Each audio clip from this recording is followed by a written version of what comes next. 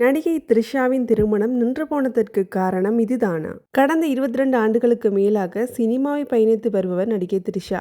மௌனம் பேசியதே படத்தின் மூலம் கதாநாயகியாக அறிமுகமான இவர் தொடர்ந்து முன்னணி நட்சத்திரங்களுடன் இணைந்து நடித்து பல சூப்பர் ஹிட் படங்களை கொடுத்தார். அடுத்ததாக த்ரிஷா நடிப்பில் வெளிவர இருக்கும் படம் கருப்பு. இப்படம் தேர்தலுக்கு பின் வெளியாகும் என கூறப்படுகிறது.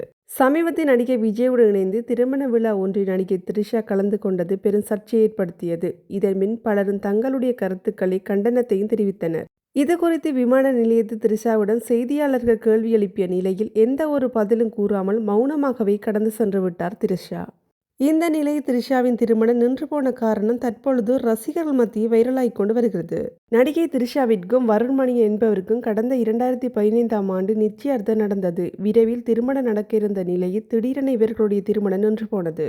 இந்த திருமணம் நின்று போக்க காரணம் த்ரிஷாவை திருமணம் செய்து கொள்ள இருந்த நபர் திருமணத்திற்கு பின் த்ரிஷா நடிக்கக்கூடாது என கூறியதாகவும் அதற்கு த்ரிஷா நடிப்பை தேர்ந்தெடுத்து திருமணத்தை கைவிட்டதாகவும் கூறப்படுகிறது.